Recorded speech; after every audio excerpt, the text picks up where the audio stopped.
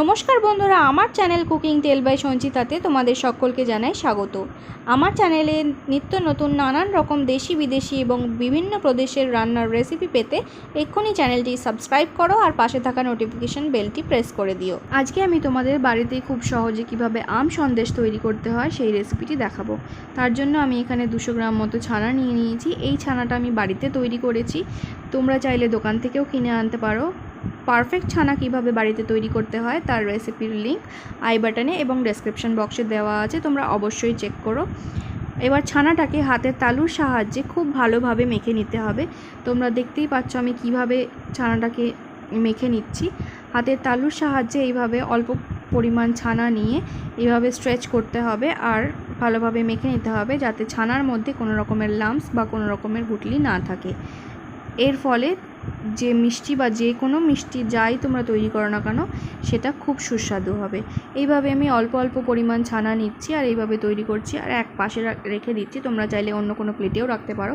দিয়ে আবার আমি একটুখানি পরিমাণ ছানা নিয়ে এই একইভাবে হাতের তালুর সাহায্যে মেখে নিচ্ছি। এইভাবে করতে করতে আমি সমস্ত ছানাটাই খুব ভালোভাবে মেখে নিয়েছি। ছানাটা খুব মসৃণ আর খুব স্মুথ হয়েছে, দেখেই বোঝা যাচ্ছে। এবার ছানাটা পুরোপুরি একদম মাখা তৈরি হয়ে গেছে, সেটা তোমরা কিভাবে বুঝবে সেটা বলে দিচ্ছি। একটুখানি ছানার টুকরো পরিমাণ ছানা হাতে নিয়ে একটা বলের মতো তৈরি করো। বলটা তৈরি করার পর বলের মধ্যে দেখবে যে কোনো রকম কোথাও কোনো ক্র্যাক নেই, তাহলে ছানাটা একদম তৈরি হয়ে গেছে সেটা নিশ্চিত। এবার ছানাটা একটা ভেজা কাপড় ঢাকা দিয়ে আমি রেখে দিলাম, নইলে ক্র্যাক হয়ে যেতে পারে হাওয়ায় থেকে। এবার একটা ফ্রাইং প্যান নিয়ে নিয়েছি, তার মধ্যে ম্যাঙ্গো পিউরি নিয়ে নিয়েছি হাফ বাটি মতো। ফ্লেমটা একদম লোতে রেখে একটুখানি গরম করে নেব। অনবরত নাড়তে হবে যাতে লেগে না যায়। এরপরে এর মধ্যে আমি 3 থেকে 4 টেবিল চামচ মতো চিনি দিচ্ছি। তোমরা চিনিটা একদম বুঝে দেবে, আমের টেস্ট বুঝে দেবে। কোনো কোনো আম খুব বেশি মিষ্টি হয়, সেক্ষেত্রে চিনির পরিমাণ কম দিতে হবে। আবার কোনো কোনো আম মিষ্টি হয় না, সেক্ষেত্রে কিন্তু চিনির পরিমাণটা একটু বাড়িয়ে দিতে হবে।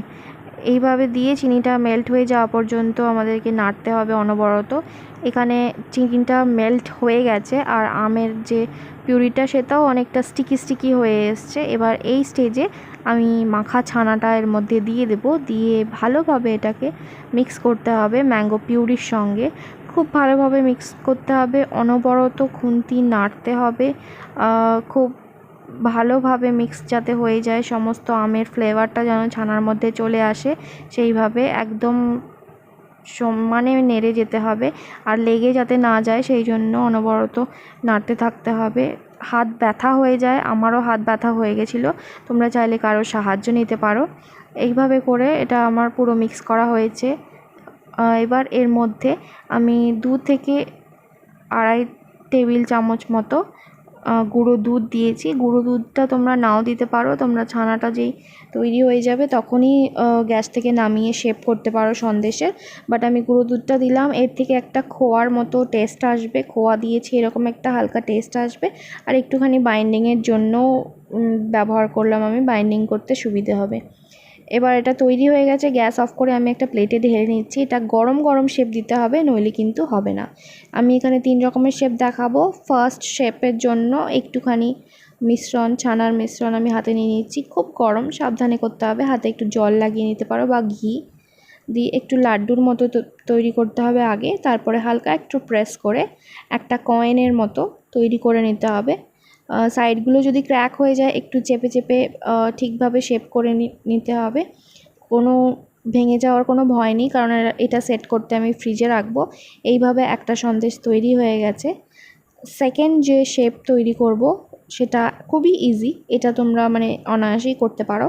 যে কোনো একটা রেক্ট্যাঙ্গুলার বা স্কোয়ার কোনো প্লেট নিয়ে নেবে, তার মধ্যে যে মিশ্রণটা ছানা আর আমের সেটাকে একদম টাইটলি প্রেস করে করে সেট করতে হবে। যেভাবে বরফি সেট করে সেইভাবেই একদম সেট করতে হবে। খুব টাইটলি প্যাকড করতে হবে যাতে কোনো জায়গায় কোনো ফাঁক না থাকে সেইভাবে।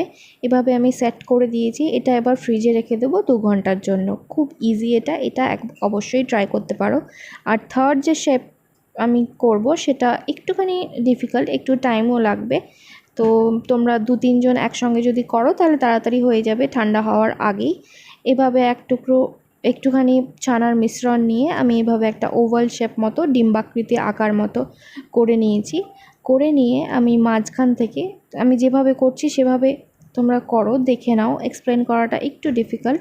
মাঝখান থেকে একটুখানি গর্ত মতো করে নিয়েছি, আর নিচের দিকটা একটু সূচালো করে নিচ্ছি, আর উপর দিকটা একটু গোল মতো করে নিচ্ছি। একটু ধৈর্য ধরে ধীরে ধীরে হাত চালিয়ে করতে হবে যেন ভেঙে না যায়। এইভাবে আস্তে আস্তে চেপে চেপে করতে হবে। ছোট্ট একটা আমের শেপ দিয়েছি, ম্যাঙ্গো সন্দেশ বা আম সন্দেশ, সেই জন্য ছোট্ট একটা আমের শেপ দিয়ে দিয়েছি। আর লবঙ্গ ব্যবহার করছি ডাঁটাটা তৈরি করার জন্য। এখানে সমস্ত সন্দেশগুলো আমার শেপ দেওয়া হয়ে গেছে, 3 রকমের শেপের সন্দেশ। 2 ঘন্টা রেখে দিয়েছিলাম ফ্রিজে সেট হওয়ার জন্য। 2 ঘন্টা পরে ফিরে এসেছি, আর বরফিটা সবার আগে আমি কাটছি। বরফিটা এত সুন্দর দারুণভাবে সেট হয়েছে সে বলার নয়। হালকা সফট, মুখে দিলে একদম মোলায়েম, আর কিন্তু হার্ড হয়েছে, কোনো মতেই ভেঙে যাবে না। আর বাকি সন্দেশগুলোও করে নিয়েছি। গোল সন্দেশের মাঝে আমি কিশমিশের দানা দিয়েছি, তোমরা চাইলে কাজু বা পিস্তাও দিতে পারো। এখানে তৈরি হয়ে গেছে দোকানের মতো ম্যাঙ্গো সন্দেশ। তোমরা বাড়িতে অবশ্যই ট্রাই করো। আর আমার ভিডিও যদি ভালো লাগে তাহলে লাইক করো, শেয়ার করো, আর আমার চ্যানেলটি অবশ্যই সাবস্ক্রাইব করো।